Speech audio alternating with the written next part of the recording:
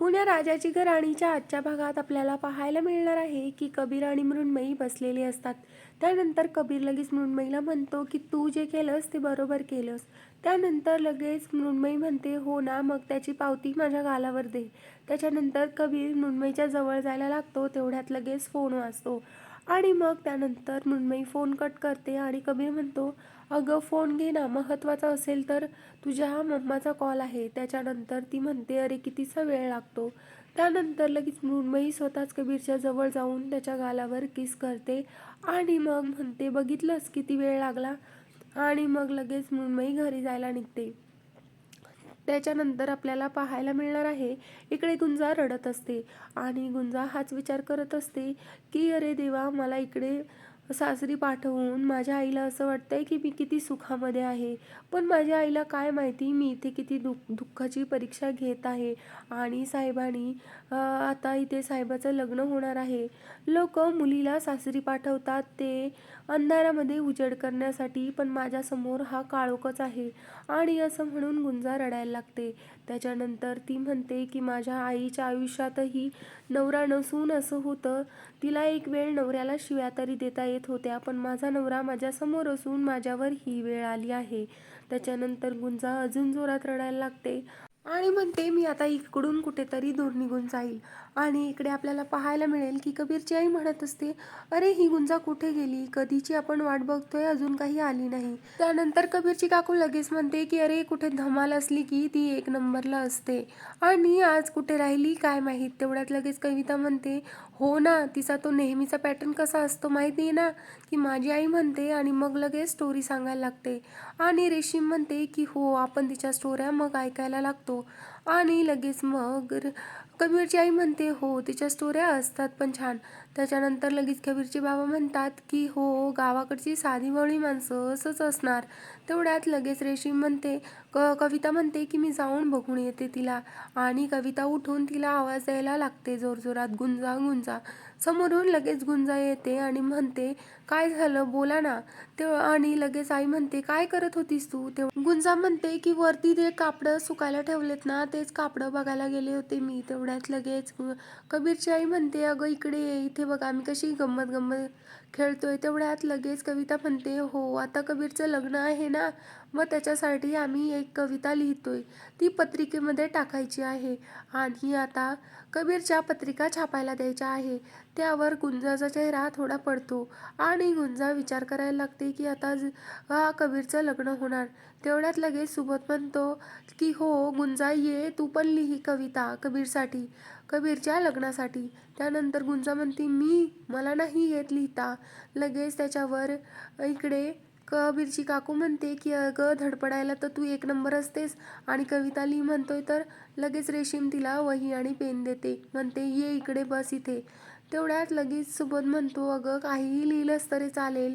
आणि त्याच्यानंतर लगेच गुंजा समोर येते आणि म्हणते ठीक आहे. मग आई म्हणते अगं इकडे ये, आमच्यामध्ये बस. त्याच्यानंतर गुंजा म्हणते हो येते मी. आणि लगेच रेशीम पुढे होऊन तिच्या हातामध्ये वही आणि पेन देते आणि गुंजा मग कविता लिहायला बसते. गुंजा खूप विचार करून कविता लिहित असते. त्यानंतर आपल्याला पाहायला मिळेल की घरातली सगळी मंडळी ही कविता लिहित असतात. त्यावर लगेच सुबोध कविताला म्हणतो की माझी कविता इतकी छान आहे की मला कविता लिहिण्याची गरजच नाहीये. हे ऐकून सगळे घरातले शॉकमध्ये जातात, म्हणतात असं काय तुमचं प्रेम उतू चाललंय इथे सगळ्यांसमोर. त्यावर लगेच लगेच कबीरचे काका म्हणतात अरे माझी कविताच सगळ्यामध्ये छान असणार. तेवढ्यात लगेच तिकडनं कबीर येतो आणि म्हणतो की हे काय चाललंय तुमचं. त्यानंतर लगेच सुबोध त्याला सांगतो की अरे आता तुझ्या लग्नासाठी इथे कविता लिहिण्याचं काम चालू आहे. त्याच्या चारोळ्या काय काय काय रासलीला काय. त्याच्यानंतर सुबेद लगेच म्हणतो की अरे रासलीला तर तू लग्नानंतर करायची, आत्ता नाही करायची रासलीला. आता फक्त चारोळी लिहायची आणि ती पत्रिकेमध्ये टाकायची. हे ऐकून लगेच सगळे लाजायला लागतात आणि मग कबीरची आई ही खूप लाजते. त्यानंतर सगळे सुबोधला म्हणतात की तू जरा आवर घाल स्वतःवर. त्याच्यानंतर कबीर म्हणतो ठीक आहे, जे करताय चालतंय. त्याच्यानंतर लगेच कविता म्हणते की आता आपण एक काम करूयात, आता ही घ्या चिठ्ठी, भाऊजी तुम्ही याच्यातली एक चिठ्ठी उचला आणि सुबोध वाचेल. लगेच सुबोध कविता वाचायला लागतो. त्याच्यामध्ये बाबांची कविता असती. बाबा त्याच्यामध्ये लिहिलेलं असतं, लग्न आहे घरात लाडवांची परात जेवून घ्या जोरात. ही कविता बाबांनी लिहिलेली असते. सुबोध वाचून लगेच हसायला लागतो. त्यानंतर लगेच कबीरची काकू म्हणते यांना खादाडी सोडून काही सुचतच नाही. त्याच्यानंतर कबीरही हसायला लागतो आणि मग लगेच कविता तिची टोपली कबीरच्या हातात देते आणि म्हणते की हे घ्या भाऊजी आता दुसरी काढा. त्याच्यानंतर लगेच सगळे हसायला लागतात. बाबांची कविताच एवढी फणी असते. त्याच्यानंतर लगेच सुबोध म्हणतो की आता माझ्या कविताची कविता ऐकणार आहोत आपण, आणि आता कवितांनी अशी कविता लिहिली का ही मला सादरच करून दाखवावं लागेल. त्याच्यानंतर सुबोध लगेच कविताची कविता सांगायला लागतो. सुखमय व्हावा आमचा संसार गोड उगवला दिवस भाग्याचा. अशी कविता कविताची असते आणि मग ती सुबोध हसत हसत सादर करत असतो. त्याच्यानंतर लगेच कबीरची काकू म्हणते ही अशी कविता म्हणजे सगळ्यांच्या घरी जाऊन करावं लागणार. लगेच मग कबीर तिसरी चिठ्ठी काढतो. ती चिठ्ठी दुसरी कोणाची नसून ती गुंजाची असते. लगेच त्याच्यानंतर आई म्हणतात की गुंजाची कविता आहे ना, मग गुंजालाच बोलून दाखवू दे. त्याच्यानंतर कबीरचा चेहरा लगेच कसा तरी होतो. त्याला असं वाटतं की हिने नक्कीच काहीतरी त्याच्यामध्ये लिहिलेलं असणार आणि आईचा शब्द ही गुंजा कशी सोडणार. लगेच गुंजा कविता वाचायला लागते. त्यात लिहिलेलं असतं, आज नदी भेटणार समिंदराला ती गोडी तो खारा आणि देव डोंगरोबा आशीर्वादाला. घातला मांडव जाई जुईचा तुम्ही यावं सोहळ्याला. घातला मांडव जाई जुईचा तुम्ही यावं सोहळ्याला. रुसवे फुगवे मागे सोडा द्यावे आशीर्वाद दोघांना. त्याच्यानंतर गुंजा म्हणते की साहेबा आणि मृण्मयीच्या. त्यानंतर रेशीम लगेच तिला अडवते आणि म्हणते की साहेबा नाही कबीर म्हण. त्याच्यानंतर लगेच गुंजा म्हणते कबीर आणि गुंजा मग लगेच हळूच कबीर म्हणते.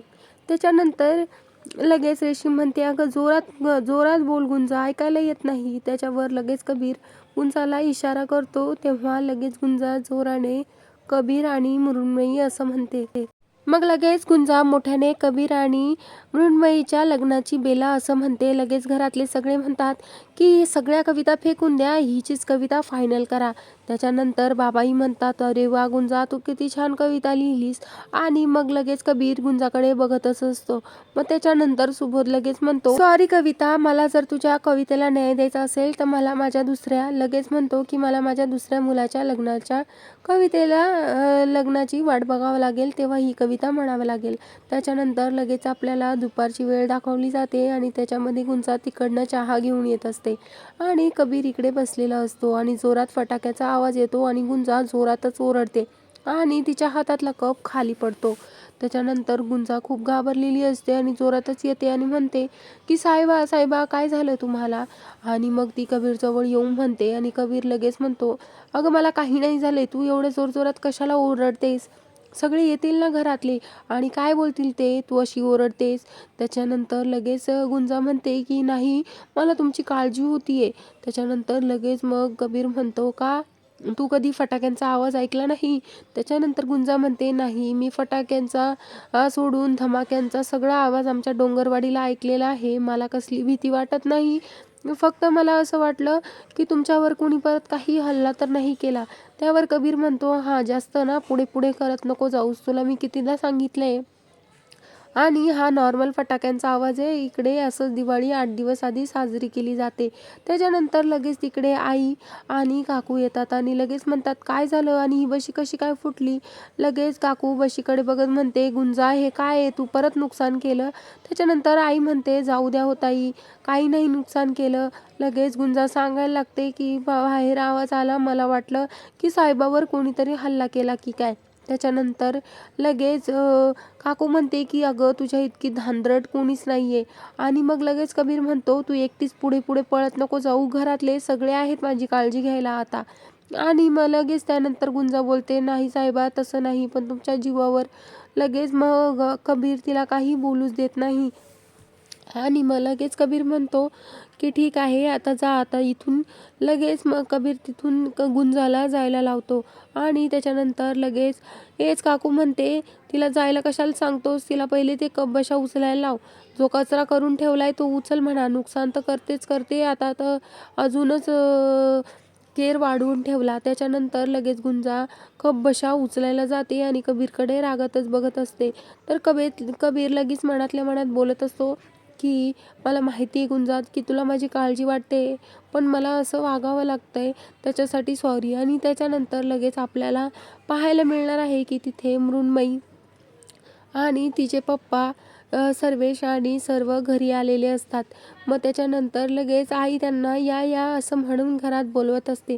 त्याच्यानंतर ते घरात आल्याच्या नंतर लगेच कबीर म्हणतो, अरे हाय. लगेच हाय रोहन, कसा आहेस, बरा आहेस का, असं कबीर त्याला विचारतो. लगेच मग कबीरची आई सांगायला लागते, हा रोहन हा माया वहिनींचा भाचा. त्याच्यानंतर लगेच तो रोहन समोर बसतो आणि लगेच मग माया विचारते की काय मग कुठवर आली आहे लग्नाची तयारी. त्याच्यानंतर कोणी काहीच बोलत नाही. मग सगळे घरामध्ये बसतात आणि लगेच सर्वेश विचारतो, काय रे कबीर, काही शोध लागला का त्या गुंडांचा. तर लगेच माया म्हणते की आपण याच्यासाठी इथे आलोय का, आपण कशासाठी आलोय ते मुद्द्याचं बोलूया, तुम्हाला एवढंच काम आहे का. त्याच्यानंतर कबीर लगेच बोलायला लागतो की नाही, काही त्या गुंडांचं काही नाही मिळालं, पण मला असं वाटतं की ते खूप मोठे लोक आहेत. आणि त्याच्यानंतर लगेच इकडे आपल्याला पाहायला मिळणार आहे की रोहन हा मायाला सांगणार आहे की कबीरने अशी थर्ड क्लास मुलीची कविता अप्रूव्ह केली, ते कसं काय, तुम्हाला काही डाऊट येतोय का. त्याच्यानंतर इकडे गुंजा खूप टेन्शनमध्ये असते की तिला जायचं असतं गावाकडे आणि लगेच इकडे आई म्हणत असते की तुला कुठेच जायचं नाहीये आणि तू इथेच राहणार कबीरच्या लग्नापर्यंत. गुंजा म्हणते, अक्षदा पडणार आणि मी माझ्या घरी जाणार. मग